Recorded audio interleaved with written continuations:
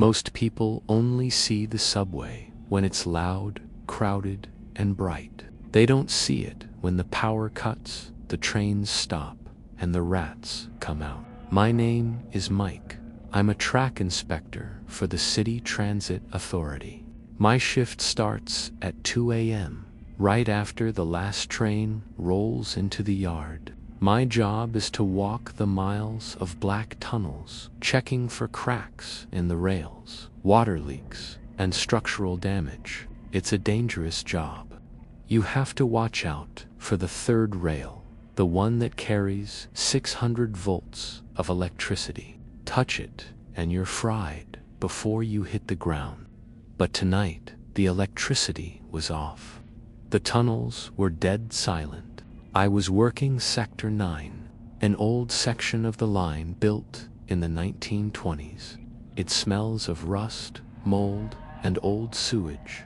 I was about 2 miles in, flashlight beam bouncing off the wet concrete walls. I stopped. Something was wrong with the map. My tablet showed a straight tunnel for another mile, but right in front of me, the track split. There was a switch mechanism that looked rusted shut, leading to a tunnel on the left that shouldn't be there. It wasn't a service maintenance tunnel. It was a full-sized train tunnel. "Dispatch, this is Mike," I radioed. "I've got an undocumented spur in Sector 9, sending coordinates. Static." "Dispatch, nothing. The rock walls were too thick. No signal." I should have kept walking straight.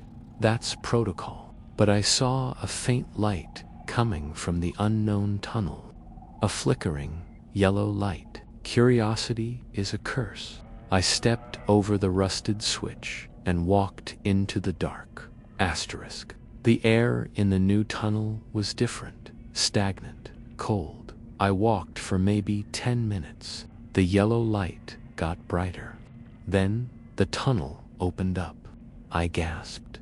It was a station, a fully built subway station, but it wasn't like the ones above. The tiles were intricate mosaics Art Deco style from the 20s. The signs were hand-painted. Terminus, the sign read. There were no advertisements, no trash, no graffiti. It was pristine, preserved in a time capsule of dust. And in the center of the platform, under a single flickering gas lamp, sat a bench. On the bench was a briefcase, a leather 1940s style briefcase. I climbed up onto the platform.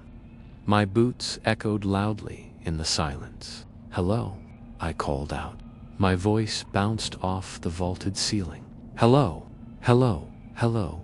I walked to the bench. I reached for the briefcase. It wasn't dusty. It looked brand new. I popped the latches. Click. It was empty. No, not empty. The bottom was lined with something. I shone my light closer. It was lined with human teeth. Hundreds of them. Molars, canines, baby teeth. All glued in neat rows. I slammed the case shut.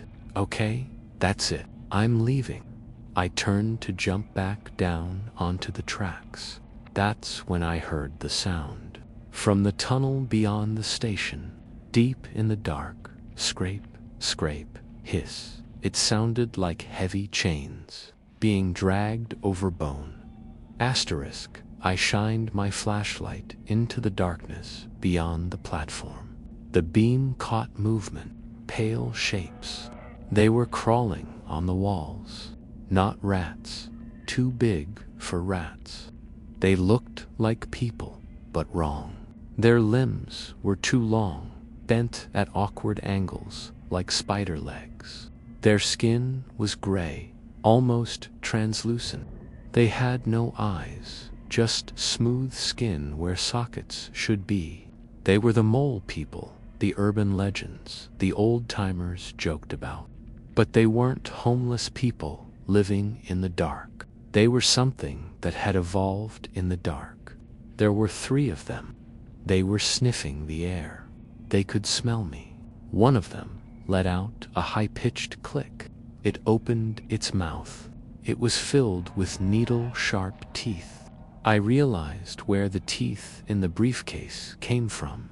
I backed away slowly. Nice thing, the creature shrieked. A sound that pierced my ear.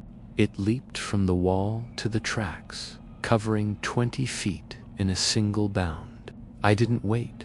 I turned and ran back the way I came, back toward the main tunnel. I could hear them behind me, their hands and feet slapping against the wet concrete. Slaps, slap, slap. Faster than me, my lungs were burning. The flashlight beam was shaking wildly as I sprinted. I could hear their breathing, a wet, rattling sound right behind my neck. I reached the junction, the rusted switch, the main line. I scrambled over the tracks. Dispatch. I screamed into the radio. Emergency. Sector 9. Still static. I looked back.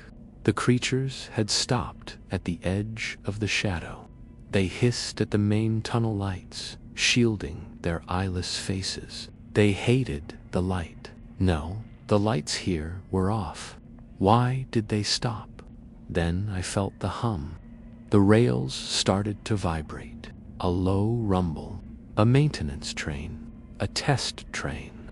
No, the power. The grid was turning back on early. I looked down at the third rail. It was usually silent, but when 600 volts hit it, there's a specific snap sound. Snap. The rail was live. I was standing inches from it. The creatures hissed. One of them, the largest, decided hunger was stronger than fear. It crouched to jump at me. It leaped. I threw myself backward, landing hard on the gravel of the opposite track. The creature landed right on the third rail. Z, Z, Z, Z, Z, T, T, T. There was a flash of blue light so bright it blinded me. The smell of ozone and burning meat filled the tunnel. The creature screeched as 600 volts cooked it from the inside out. It convulsed and fell backward, smoking. The other two creatures screamed in the darkness and retreated back into their hidden station. Asterisk. I lay there for a minute, blind spots dancing in my vision. Then I saw headlights. A yellow maintenance train was coming down the track. I waved my flashlight frantically. The train screeched to a halt. A crew of men jumped out. They weren't regular workers. They wore hazmat suits. They didn't help me up. Two of them grabbed me. Two others went to the dead creature on the tracks. They bagged it in a thick, black body bag before I could get a good look. "What is that?" I stammered. "What the hell is that?" The supervisor walked up to me. He wasn't wearing a mask. He looked tired. "Gas leak, Mike," he said calmly. "You inhaled toxic fumes. Hallucinations." "I didn't hallucinate the teeth," I yelled. "I didn't hallucinate the briefcase." "Gas leak," he repeated firmly. "Take the week off. With pay. Actually, take the month off." They put me on the train and drove me to the surface. I never went back to the tunnels. I took the severance package and found a job in landscaping, under the sun. But sometimes, when I'm standing on a subway platform waiting for a train, I look into the dark tunnel, and sometimes, over the screech of the wheels, I hear it, click, click, and I wonder how many stations aren't on the map. And what happens to the homeless people who go down there to sleep and never come back up? Mind the gap, asterisk.